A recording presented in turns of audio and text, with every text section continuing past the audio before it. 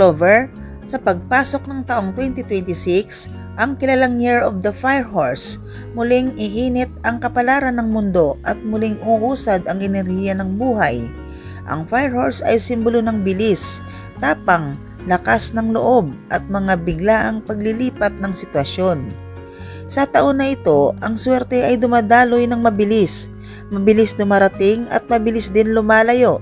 Kaya't ang tanging paraan para mahawakan ito ay ang pagiging handa, malinaw ang intensyon at bukas ang puso. Sa ngayong araw, samahan mo ako sa isang tuloy-tuloy na paglalakbay upang tuklasin ang mga maswerteng zodiac sign ngayong 2026. Ang kahulugan, ang simbolismo, kung paano sila tatamaan ng Fire Horse energy at higit sa lahat, ang maswerteng numero na maaari nilang alagaan sa buong taon bilang gabay at pampalakas ng kapalaran. Kaya't huminga ng malalim, ihanda ang iyong isipan at hayaang dumaloy ang kwento mula sa simula hanggang dulo. Sa taon ng Fire Horse, nagiging dominante ang enerhiya ng apoy, mabilis magdesisyon, mabilis umunlad, at mabilis ang paglipat ng oportunidad mula sa isa papunta sa iba. Ito ang taon kung saan umaangat ang masipag, bumibilis ang biyaya ng matapang, at lubos na nabibiyayaan ang may lakas ng loob.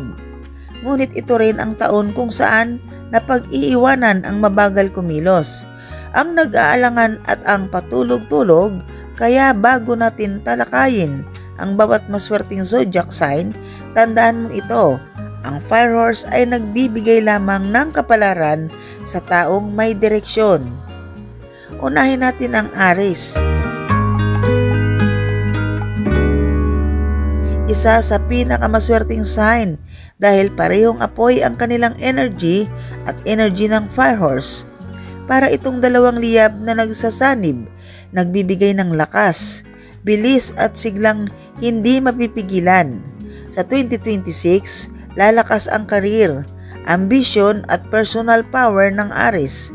Dahil dito, ang maswerteng numero na dapat nilang alagaan ay 1, 9, 19 at 33. Mga numerong nagdadala ng leadership at fire vibration upang mas maging kontrolado ang kanilang lakas. Mainam na magsindi sila ng pulang kandila tuwing unang araw ng buwan. Sumunod naman ang Leo. Ang hari ng zodiac na mas lalo pang magliliyab sa ilalim ng Fire Horse sa 2026. Makikilala sila, aangat ang reputasyon at makakakuha ng respeto mula sa mga tao. Itinutulak ng Fire Horse ang Leo papunta sa spotlight, kaya't ang kanilang maswerteng numero ay 3, 8, 28 at 44, mga numerong nagdadala ng visibility, charisma at authority. Mainam na magsuot sila ng gold accessory bilang protection at pampalakas ng personal power. Kasunod ang Sagittarius.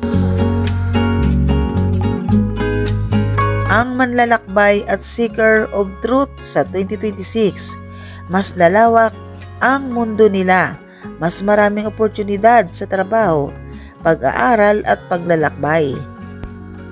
Ang Fire Horse ay nagbibigay sa kanila ng expansion energy, kaya ang maswerteng numero nila ay 5, 14, 23 at 41, mga numerong nagdadala ng adventure at progress. Mainam na maglagay sila ng lucky coin sa wallet para magkaroon ng anchor sa kanilang mabilis na energy. Ang susunod ay Gemini. At kahit hindi fire sign, ay magiging maswerte dahil sa kanilang talas ng isip at galing sa komunikasyon. Sa 2026, lalakas ang kanilang charm, creativity at pagkikipag-ugnayan sa tao. Ang maswerteng numero nila ay 2, 7, 16 at 25. Mga numerong nagbibigay ng clarity at balance sa kanilang dual nature. Para hindi sila malunod sa kalituhan, mainam na may clear quartz sila sa kanilang workspace. At ang susunod natin ay ang Libra, na sasabayan ng Fire Horse upang makamit ang harmony at personal balance. Sa kanila papasok ang swerte sa love life, partnership at mga kontrata. Ang kanilang maswerteng numero ay 6, 15, 24 at 42. Mga numerong nagdadala ng peace, cooperation at beauty energy. Upang maging maayos ang daloy ng kanilang kapalaran, mainam na maglagay sila ng fresh flower sa silangan ng kanilang tahanan. Sa Chinese zodiac naman, isa sa mga pinakapanalong sign ay ang tiger. Ang kanilang natural na tapang at charisma ay lalong lalakas sa ilalim ng Fire Horse. Sa 2026, aasenso ang karir, leadership at competitive endeavors nila. Ang kanilang maswerteng numero ay 1, 11, 21 at 30. Mga numerong nagbibigay ng dominion at strength. Mas mainam na magdala sila ng Tiger Eye Stone bilang stabilizer. Kasunod nito ang Goat o Sheep. Isa sa mga pinaka-blessed na sign sa Year of the Fire Horse. Dahil nababalanse nila ang mabangis na energy ng kabayo, papasok sa kanila ang pera, kahinahunan at emotional stability.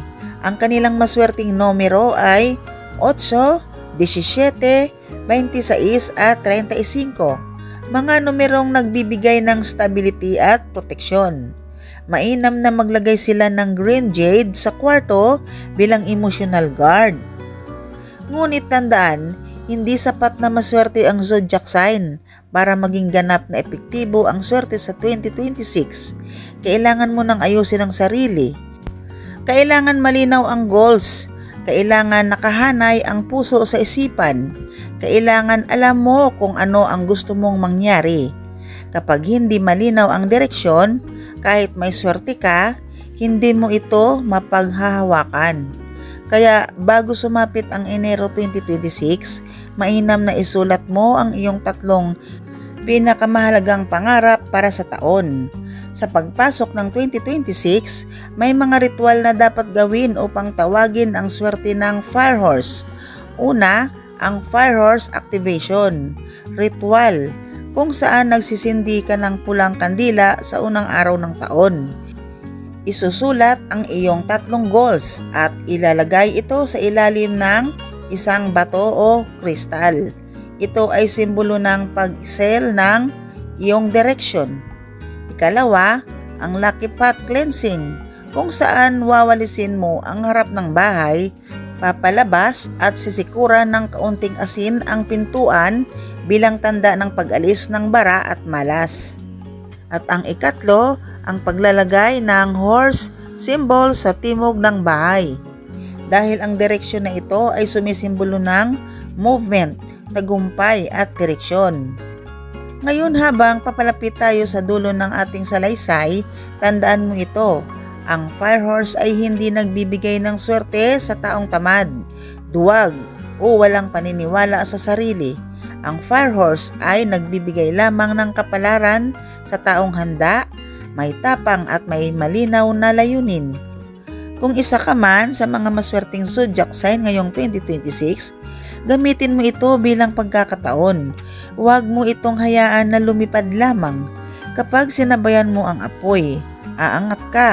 Kapag sinabayan mo ang bilis, uusad ang buhay mo. Kapag naniniwala ka sa sarili mo, magbubukas ang mga pintuan na minsan mo lang mapupuntahan. Sa pagtatapos ng ating paglalakbay sa mundo ng kapalaran, tandaan mo ito. Ang Year of the Fire Horse ay hindi para sa mahina ang loob. Ito ay para sa mga handang kumilos, maniwala at sumabay sa bilis ng pagbabago. Ang mga maswerteng numero at gabay na narinig mo ay magiging ilaw lamang kung pagbubuksan mo ng pinto ang sarili mo sa oportunidad. Sa 2026, Ang apoy ng fire horse ay maaaring maging apoy ng tagumpay o apoy ng pagkapaso. Nasa iyo kung paano mo hahawakan. Kaya piliin mong maging handa, piliin mong magtiwala sa sarili, at piliin mong yakapin ang swerte na para talaga sa iyo. At anuman ang zodiac sign mo, tandaan mong ang kapalaran ay mas malakas kapag sinabayan ng sipag, dasal at matatag na loob.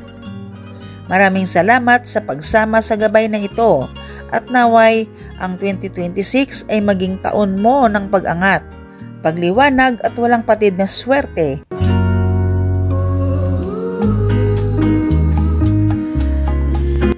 Hanggang sa susunod na paglalakbay.